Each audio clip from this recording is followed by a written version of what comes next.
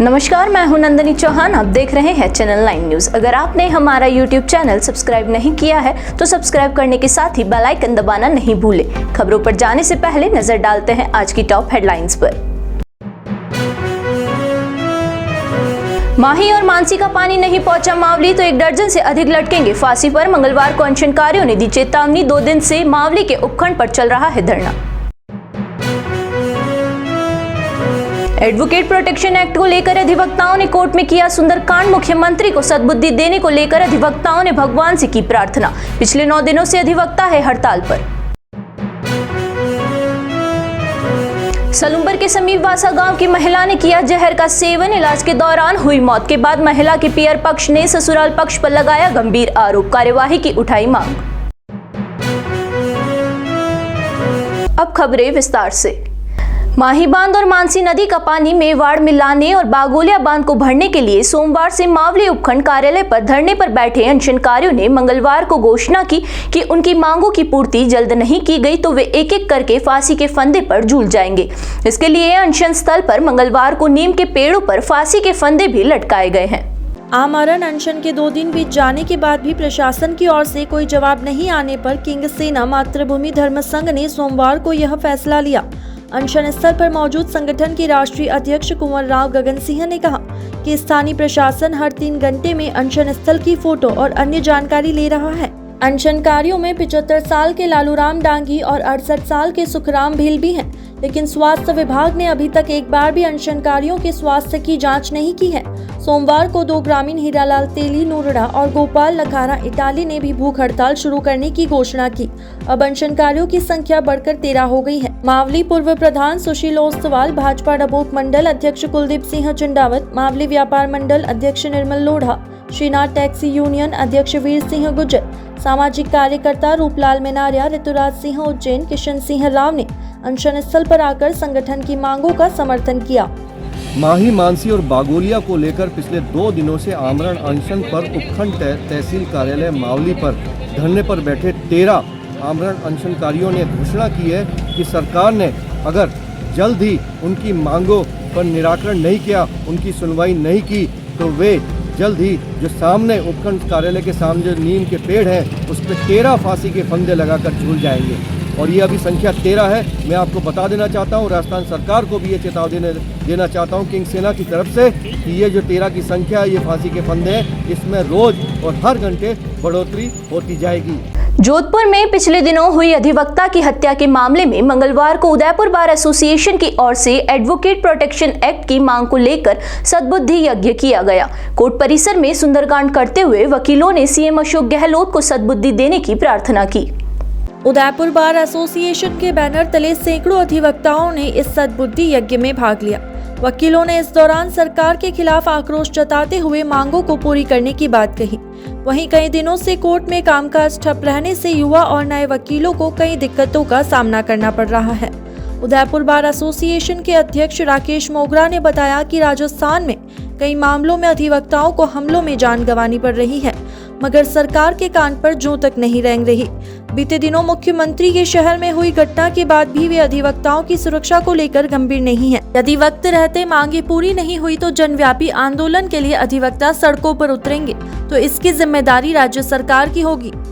उदयपुर जिले के सलूम्बर कस्बे से समीप वासा गांव की विवाहिता की जहर खाने से हुई मौत के मामले में मंगलवार को मृतक के परिजन जिला कलेक्ट्रेट पहुंचे और ससुराल पक्ष पर प्रताड़ना का आरोप लगाते हुए कड़ी कार्यवाही की मांग की। मृतका अंकुर चौहान के पिता ने बताया कि उसकी बेटी की शादी 10 साल पहले हुई थी और शादी के कुछ समय बाद से ही सास, ससुर और ननद उसे परेशान करते थे। इससे पहले वह एक बार अपने ससुराल को छोड़ पीहर आ गई, लेकिन उस दौरान समझाइश के बाद फिर से उसे ससुराल भेज दिया गया। 1 साल पहले उसकी ननद की शादी हो जाने के बाद भी ससुराल में प्रताड़ना का दौर कम नहीं हुआ और जहर खाने से पहले विवाहिता की सास ने घर में आए मेहमानों के साथ बदसलूकी की तो विवाहिता ने परेशान होकर जहर का सेवन कर लिया। इसके बाद एमबी हॉस्पिटल में इलाज के दौरान दम तोड़ दिया। पीहर पक्ष के लोगों की मांग है कि मृतका के एक बेटा और एक बेटी है। इस घटना के बाद उन्होंने अपनी मां को खो दिया है। ऐसे में मृतका के पति और सास, ससुर सहित उसकी ननद के खिलाफ कड़ी कार्यवाही हो ताकि समाज में ऐसी दूसरी घटनाएं नहीं हो। मामला ये है कि हमारी बच्ची है, मतलब ये दादी है मेरे, इनकी बच्ची है, मेरी भतीजी है, और उसकी शादी वहाँ वासा गांव सलूम्बर बेल्ट में करा रखी थी। और काफ़ी टाइम से, मतलब 10 साल हो गए इस बच्ची को शादी किए हुए। सास ससुर जी और उसकी ननद वगैरह उसको काफ़ी टाइम से दहेज के लिए ये वो काफ़ी टॉर्चर के, हमारे से जितना बन पड़े समाज के हित में या समाज की मर्यादा को ध्यान में रखते हुए हमने हमारे से जो बन पड़े वो सारा काम किया। उसके बाद में उसके साथ में बहुत मतलब अत्याचार होते रहे, बर्दाश्त करती रही। इतनी समझदार बच्ची थी। कल सुबह का मैटर है, 9 बजे के आसपास का। तो उसके ननद वो मेहमान आए हुए थे, उसके लिए वो बच्ची खाना बना रही थी। खाना बनाते बनाते उसके पियर से उसके भाई का 3 बार फ़ोन आया, तो भी बच्ची ने फ़ोन नहीं उठाया, कारण कि डिस्टर्ब होंगी, बाद में कर लूँगी। चौथी बार फ़ोन आया तो बच्ची ये तो समझे कि पियर से बार बार फ़ोन आ रहा है तो भाई फ़ोन तो उठाएगी। फ़ोन उठाते ही उसकी सासू जी उसके ऊपर पड़ गई, तो बेशरम फलाना डिब्बा, मतलब इस कदर उसकी तौहीन की उन मेहमानों के सामने कि बच्ची ने मतलब उसको कुछ नहीं सूझा। और उनके घर में स्पेशल डब्बे में दवाई रखी हुई थी गेहूँ में डालने वाली, और उस बच्ची ने आवेश में आके बर्दाश्त के बाहर होने के बाद में उसने खा लिया पॉइजन। तुरंत पता चला। अब उन लोगों का मानवता के हिसाब से ये बनता था कि किसी अच्छे हॉस्पिटल में ले जाते, अगर उनको उनकी बहू पसंद थी, जिंदा रखना चाहते होते तो उस चक्कर में इसको यहाँ ला के पटक दिया। कार्रवाई हुई, ये हुआ। तब तक हमारी बच्ची पूरा दिन तड़पती रही, वोमिट करती रही, ये करती रही, वो करती रही। शाम को 6 बजे के 7 बजे के लगभग उसकी डेथ हो गई। हमको फोर्स करके ज़्यादा मांगा तो भी हमने स्वीकार किया। और जब इसका नंदोई बैरसा से प्रेमजीत आता था, उसी समय मतलब झगड़ा होता था। उसी वजह से मतलब मेरे लड़की का मतलब डेथ हुई, उसी वजह से। और वो बार बार वो मतलब उसकी ननद उसके बारे में कुछ न कुछ कहती रहती थी। और उसके 2 बच्चे हैं। हम तो ये चाहते हैं कि उसकी सासू और ननद और नंदोई की तीनों की सजा हो। और वो बार बार वो मतलब उसकी ननद उसके बारे में कुछ न कुछ कहती रहती थी।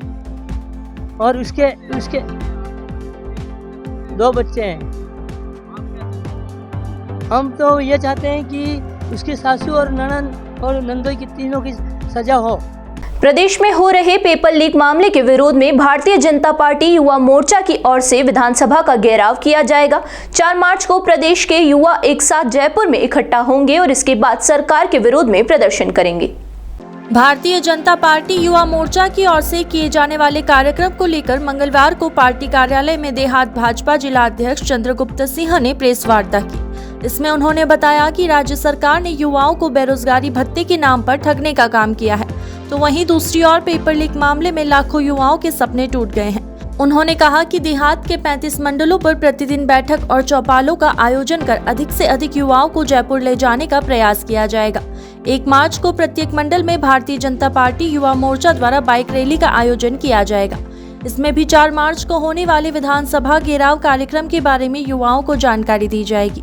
2 मार्च को कांग्रेस सरकार का पुतला दहन किया जाएगा और 3 मार्च को सभी मंडलों से कार्यकर्ता जयपुर विधानसभा घेराव के लिए कूच करेंगे। इसके बाद 4 मार्च को उदयपुर युवा मोर्चा के 35 मंडलों के करीब 3000 से अधिक युवा विधानसभा का घेराव करेंगे। तो संपूर्ण प्रदेश में भारतीय जनता युवा मोर्चा को एक जन आक्रोश, महाजन आक्रोश इस प्रकार के कार्यक्रम दिया गया है, जिसके अंतर्गत ऑलरेडी हमारे जिले में एक कार्यक्रम चल रहा है। प्रत्येक दिवस पे प्रत्येक मंडल पे भारतीय जनता पार्टी के 35 ही मंडलों में भारतीय जनता युवा मोर्चा के नेतृत्व में एक कार्यक्रम हम लोग आयोजित कर रहे हैं। इसके अंतर्गत गांव-गांव पर सभाएं, गांव-गांव में चौपाले और प्रत्येक मंडल में बाइक रैली, कार्यशालाएं, जिला स्तर पर कार्यशाला, इसके माध्यम से एक वातावरण हम लोगों ने बनाया है। और मैं समझता हूँ 4 तारीख को 3 तारीख को यहाँ से भारतीय जनता युवा मोर्चा के कार्यकर्ता अपने अपने साधनों से जयपुर जाकर बहुत बड़ी संख्या में प्रदेश के नेतृत्व के आह्वान पर जो विधानसभा का घेराव किया जा रहा है उसमें अपनी सहभागिता करेंगे। और संपूर्ण राजस्थान प्रदेश में भारतीय जनता युवा मोर्चा का देहात जिला इकाई जैसे पूर्व में भी अग्रणी रहा है, इस वर्ष भी अग्रणी रहेगा। 3551 कार्यकर्ताओं के साथ जयपुर कूच कर रहे हैं हमारे कार्यकर्ता। प्रदेश स्तरीय कार्यशाला हमारी 25 तारीख को संपन्न हुई। उसमें हमको ये दिशा निर्देश दिए गए कि आने वाले आगामी जो नेक्स्ट 26 और 27 और 28 दिनों के अंदर प्रेस वार्ता कर जिला स्तरीय बैठक करें फिर मंडल स्तरीय बैठक कर एक बाइक रैली का आप आयोजन करें, जिसमें आप आह्वान करें कि आप जयपुर चलें, इस बेरोजगारी भत्ते को लेकर, इस पेपर लीक को लेकर, युवाओं के साथ जो अत्याचार हो रहा है उसको लेकर। उसके अंदर मंडल स्तरीय बैठक भी करनी है, उसमें वाहन रैली का हमको आयोजन भी करना है, जो हमने कल रखा है। कल वाहन रैली का आयोजन है, उसके बाद मंडल स्तरीय बैठक जयपुर चलने को लेकर, और फिर हम 3 तारीख को यहाँ से निकलकर 4 तारीख को जयपुर विधानसभा घेराव पार्टी के शीर्ष नेतृत्व व युवा मोर्चा के नेतृत्व में करेंगे। यहाँ रुकेंगे एक छोटे से ब्रेक के लिए। ब्रेक के बाद फिर हाजिर होते हैं कुछ खबरों के साथ।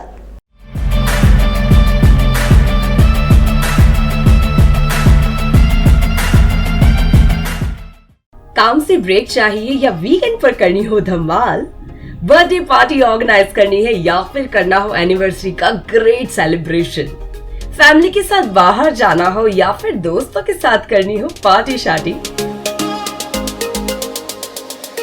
तो Nightingale resort could be your best option, जो आपको देता है स्विमिंग पूल,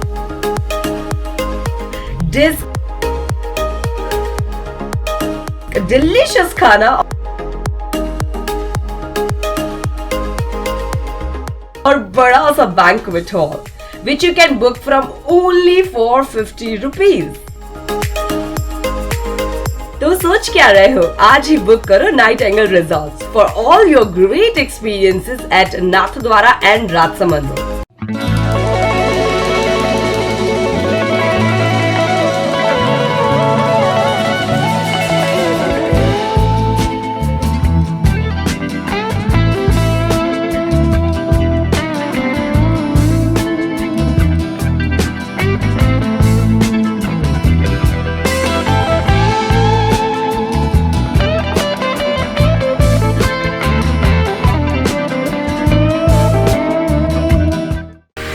जैसे दुल्हन के रूप को निखारने के लिए श्रृंगार जरूरी होता है, वैसे ही घर की रौनक को बढ़ाने के लिए रंग जरूरी होते हैं। इसलिए एलेक्सा पेंट आपके लिए लाया है Alexa Acumus, Alexa shine, Alexa Precote, Alexa Extira, Alexa super Bheem, Alexa build blast.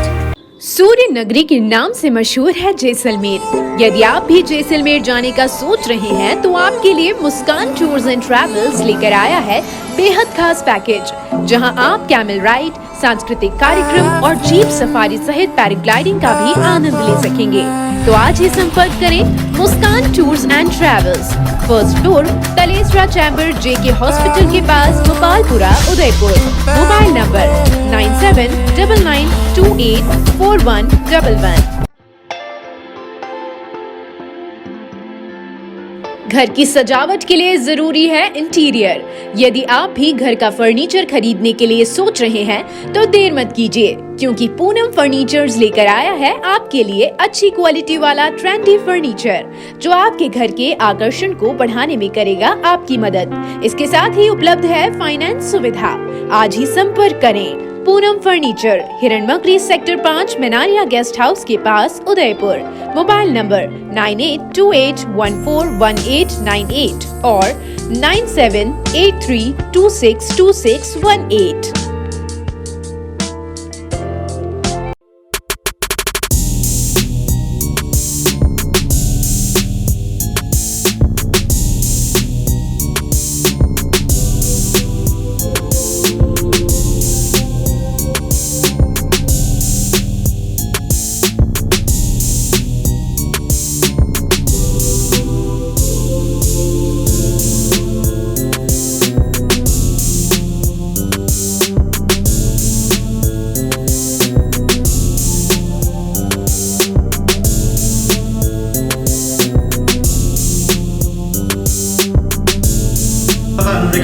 वो आप देख सकते हैं, इसके ऊपर हम खड़े भी हो जाएंगे, इतना बड़ा आदमी, कोई दिक्कत नहीं।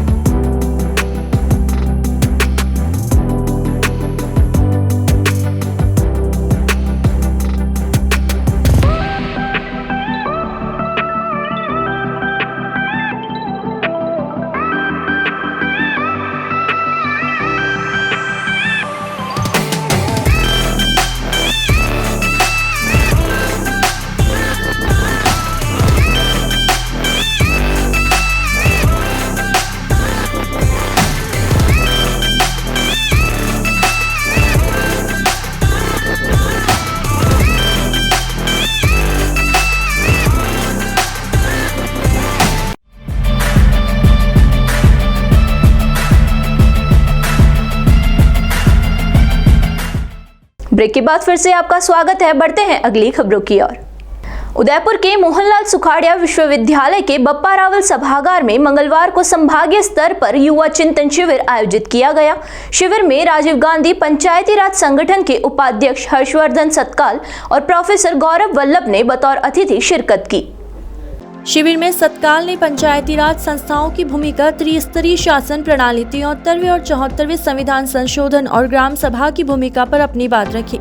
उन्होंने इन सभी संस्थाओं के बारे में जानकारी देते हुए कहा कि आमजन को सरकारी योजनाओं की जानकारी होना बहुत जरूरी है।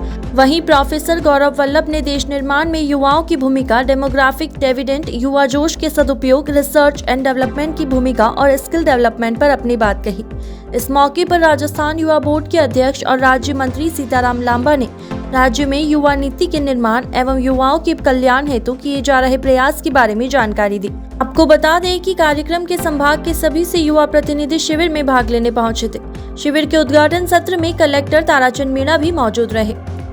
उदयपुर के Pacific medical college and hospital और श्री बाबूलाल श्रीमाली स्मृति मंच के संयुक्त तत्वाधान में मंगलवार को विशाल निःशुल्क चिकित्सा शिविर का आयोजन किया गया।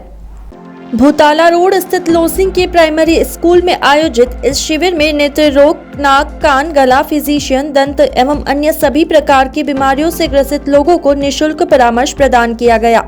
इस शिविर में कई विशेषज्ञ चिकित्सकों ने अपनी सेवाएं प्रदान की। शिविर में blood pressure, blood sugar, ECG सहित कई तरह की जांचें भी निःशुल्क की गई। वहीं शिविर में निःशुल्क दवाइयों का वितरण भी किया गया। इस निःशुल्क शिविर में आसपास के क्षेत्रों के लोगों ने बढ़ चढ़कर भाग लिया।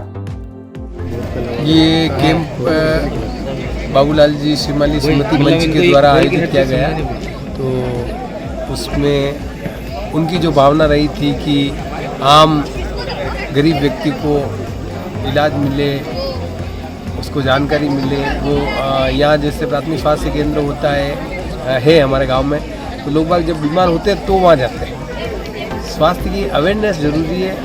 कभी कोई ऐसे लक्षण व्यक्ति में नज़र आते हैं कि मुझे ये हो रहा है, और उससे पहले ही डॉक्टर को यदि कंसल्ट कर लिया जाए तो वो रोग आगे नहीं बढ़ता।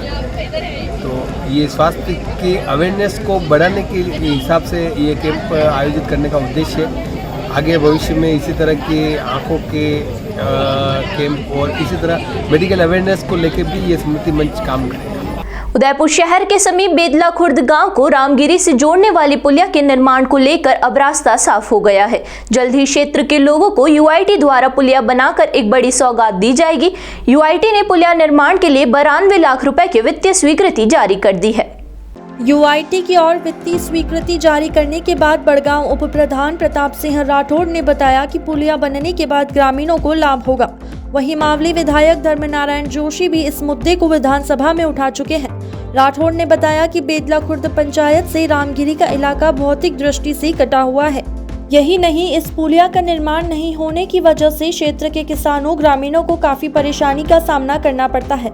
राठौड़ ने कहा कि नदी में पानी होने के दौरान बेदला खुर्द पंचायत में आने के लिए रामगिरी के लोगों को 4 किलोमीटर का सफर तय करना पड़ता है।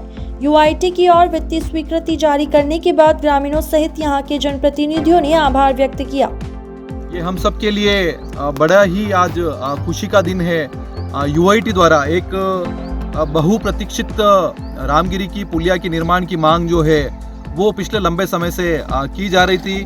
उसे सौगात के रूप में UIT के अधिकारियों ने, जिला कलेक्टर महोदय ने, सचिव साहब द्वारा जो है हमें दी गई है। करीब 92 लाख रुपए की लागत की अब पुलिया निर्माण जो है उसकी स्वीकृति अब जारी हो चुकी है। मैं UIT का इस मौके पर आभार व्यक्त करना चाहूँगा। रामगिरी की जो ये पुलिया है इसको लेकर पिछले लंबे समय से हम सभी लोग प्रयासरत थे कि किसी भी तरीके से इस पुलिया का अगर निर्माण होता है तो निस्संदेह जो लोग हैं, क्योंकि इसके आसपास कई गांव के जो लोग हैं, इसके अलावा बेदला खुर्द और रामगिरी की कनेक्टिविटी जो है बारिश के समय में 4 से 5 महीने का जो समय होता है उसमें काफ़ी दिक्कत जो है वो होती है लोगों को इधर से उधर आने में। इसके अलावा एक यू टर्न जो है वो पूरा यहाँ से बनता है। जब रामगिरी के बाशिंदों को यहाँ पर आना पड़ता है तो पूरा बड़गांव और बेदला का चक्कर काटने के बाद वो बेदला खुर्द पंचायत में आता है। तो निस्संदेह एक बड़ी कह सकते हैं कि समस्या, जटिल समस्या ये थी और पिछले लंबे समय से हम लोग इसकी मांग कर रहे थे।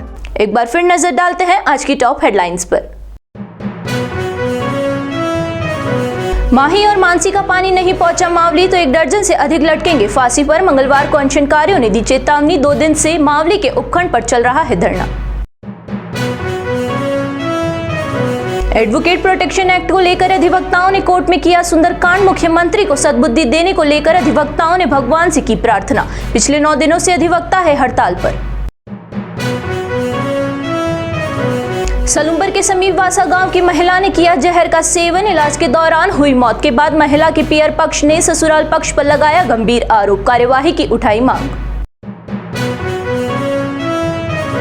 तो अब दीजिए इजाजत और बने रहिए चैनल 9 न्यूज के साथ। नमस्कार।